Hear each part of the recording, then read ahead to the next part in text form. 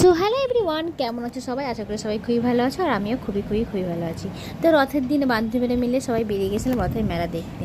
যেহেতু আমার রথের মেলাটা একদম হোস্টেলের নিচেই বসে। এই দেখো বান্ধবী এখানে দাগ করে দাঁড়িয়েছে, কারণ ও অনেক আগে থেকে রেডি হয়ে দাঁড়িয়েছিল আর আমার আসতে একটু লেট হয়েছিল। তো যাই হোক, সেখান থেকে বেরিয়ে গেছিলাম পুরো রথের মেলাটা ঘুরে দেখার জন্য।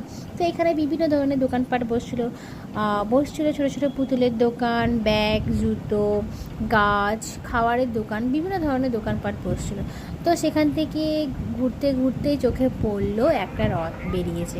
তো এই সুযোগে আমি রথটাকেও টেনে নিয়েছিলাম। এটা আমার ফার্স্ট টাইম কিন্তু টানা রথ, এর আগে কোনোদিন আমি টানিনি। হয়তো ছোটোবেলায় টেনেছিলাম, আমার হয়তো মনে নেই।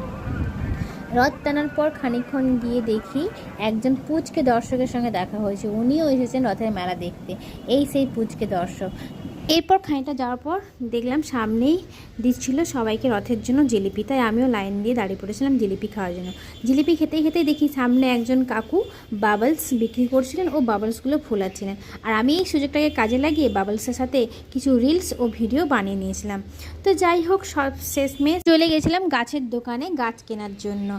আর রথের মেলা এসেছি, গাছ যেমন না তা কী করে হয়। তা যাই হোক, নিয়েছিলাম দুটো গাছ, নিয়েছিলাম স্নেক প্ল্যান্ট আর নিয়েছিলাম নাকচাপা।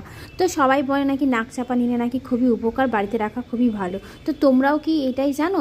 তোমরা অবশ্যই কমেন্ট করে জানিও।